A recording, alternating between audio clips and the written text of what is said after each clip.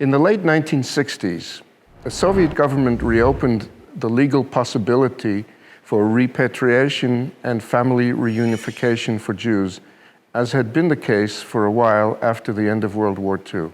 As a result, world Jewish efforts on behalf of the Jews of the Soviet Union switched its focus from a campaign for cultural and religious freedoms to a demand for emigration rights. The slogan of that campaign, aptly enough, was the biblical demand made by Moses to the Egyptian pharaoh, "Let my people go, shalach et ami."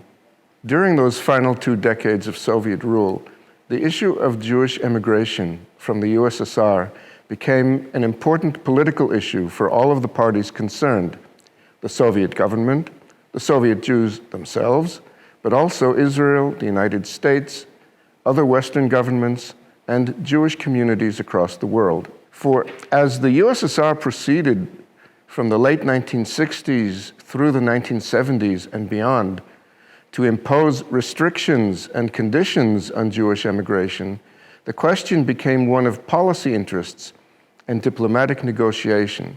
It became embedded in bilateral relations with the United States, with each side using it as leverage. It was attached to the review process monitoring the compliance of the Soviet Union with the Helsinki Accords. It was a recurrent irritant in domestic Soviet affairs because it coincided with dissident movement activities in various other sectors of Soviet life, and it became entangled in Soviet relations with Arab countries which were becoming client states of the Soviet Union. The Soviet regime appeared to be holding Soviet Jewish emigration hostage, making the entire process very difficult, very selective, and in some years, the number of permits for emigration was almost negligible. Jews who applied for exit visas were harassed, removed from places of employment, and in general subjected to various other pressures. For the next few minutes, I'm going to discuss how this played out in terms of relations between Israel and its representatives on the one hand, and the American Jewish community on the other. Most of American Jews are themselves descendants of former emigres from Russia, Romania, and Poland. And so the Jewish community in the US has always considered those ancestors to have been refugees, escaping persecution. Now, with the beginning of the Soviet Jewish exodus, the emigres were once again being thought of as refugees. Congresswoman Elizabeth Holtzman of New York, who worked together with Senator Ted Kennedy to pass new refugee assistance legislation in Congress, recalled, and I quote, "My mother and her family came to the United States as refugees in 1921, fleeing the communist takeover of Ukraine and endless pogroms against Jews. One day, members of my family were leading a comfortable middle-class life. The next, they were running for their lives and came here to the United States with little more than the clothes on their back," unquote. By the mid to late 1970s, it became clear that some Soviet Jews were opting to emigrate to America and other Western countries rather than to Israel, and they were admitted to the United States as refugees who had faced discrimination and persecution in the USSR. Federal funds were channeled to social service agencies to help those new Americans get started in their new lives, and in the case of Soviet Jews, the agencies who handled the caseload were Jewish-sponsored organizations. The Hebrew Immigrant Aid Society, HIAS, was responsible for caring for the emigres while they were in Italy, awaiting their visas. And in the US, other Jewish community groups took care of their resettlement. None of this sat well with Israel's government and with the Zionist organization's executive body in Israel called the Jewish Agency.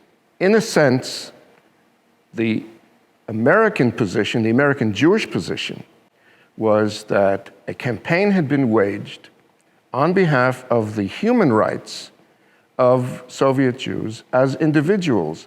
And as individuals, they ought therefore to be free to choose what destination country they wanted to emigrate to. From the Israeli side, the position was Jewish public funds were being raised in order to pay for the immigration and resettlement of Jews leaving the Soviet Union. And those funds should not be spent on resettling those Jewish immigrants in a third country, such as the United States or West Germany at the time. And therefore, there was an argument on the ideological level in terms of what is the proper use of Jewish public funds. There was also an argument at the level of the organizations themselves.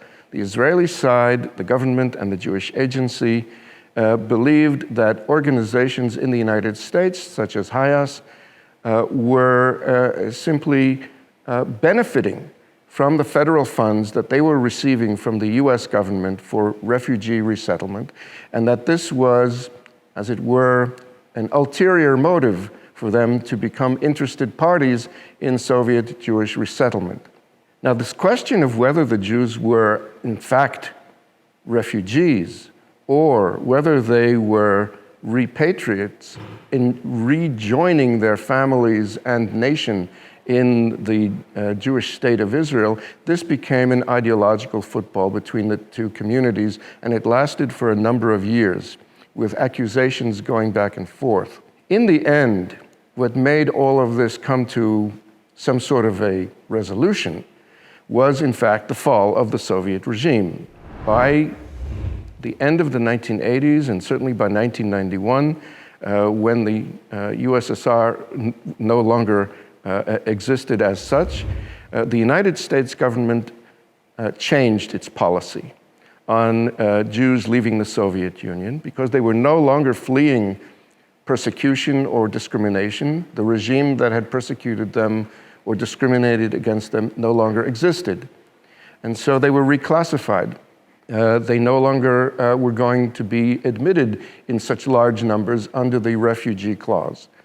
And at the same time, a much greater number of Jews began exiting the former Soviet Union. Many of them indeed to the state of Israel, many of them going elsewhere, including the United States. But the volume of these new post-1991 emigres, totaling more than 1.5 million cumulatively, the volume was such that in the United States itself, the American Jewish communities realized that they did not have the budgetary or the legal possibilities to make this resettlement program happen locally, and that they were in a much better position to raise funds to help the Israeli government and Israeli authorities to handle immigrant absorption in the state of Israel. And that indeed is how the problem was eventually resolved. Still, I think the point is worth considering that for a while, particularly in the 1970s into the early 1980s, while this debate flared between the two major Jewish communities of the world, it was clear that there was a clash of interests between the two, and they had to decide. The American Jewish organizations had to decide, in principle, were they going to make their stand on human rights grounds?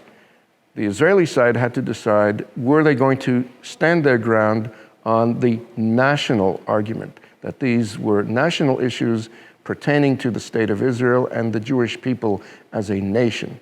And between those two positions, there is a gap. American Jews have always had a bit of an issue over how to define themselves in American society. And it's much easier and much more appropriate for many American Jews to define themselves as a large group of individuals exercising free choice in creating their own voluntary institutions, supporting their own Jewish identity as individuals within families and voluntary communities. In Israel, a state with a national flag and a national politics, the right of the individual to choose or not to choose is not always the ultimate answer. Sometimes, in a national political sense, the question boils down to one of national history. What is in the best interests of the nation as a political entity? And so, although this happened quite a long time ago, back in the 70s and 80s, I believe that the issues still remain and still divide the United States and Israeli Jews in terms of their self-image and their ideology. Thank you.